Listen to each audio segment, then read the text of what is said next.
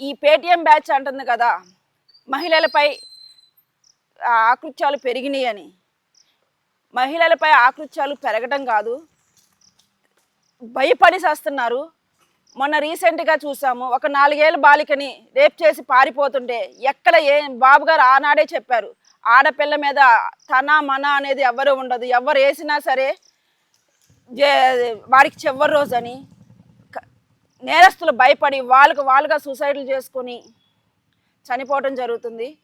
అట్లానే కాకుండా మహిళల రాజధాని, వేశ్యల రాజధాని, ఆంధ్రల కళల రాజధాని, వేశ్యల రాజధాని అన్న ఆ కుసంస్కరుడు కృష్ణరాజు దాన్ని ప్రోత్సహిస్తూ పల్లికిలించి రీసెంట్గా సుప్రీంకోర్టులో భిక్షను తెచ్చుకొని బెయిల్ మీద రిలీజ్ అయిన ఆ కేఎస్ఆర్ జర్నలిస్టులు అనే సమాజానికి చీడ పురుగుల్లాగా ఉన్నారు వాళ్ళు.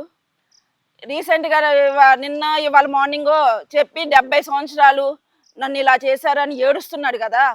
70 సంవత్సరాలు ఉన్నప్పుడు ఏ ఆడపిల్లలు గుర్తు రాలేదా? ఒక పెద్ద తరహా హోదాలో ఉండవలసిన వాడివి నువ్వు. ఆడపిల్లల్ని ఇలా అనకూడదు అన్న జ్ఞానం కానీ బుద్ధి కానీ నీకేం లేదా?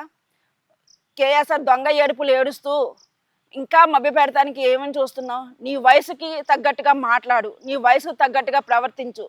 అసలు నువ్వు జర్నలిజాన్ని నుంచి తప్పుకుంటేనే నీ వయసుకి, నీ పెద్దరికానికి హోదా ఉంటుంది.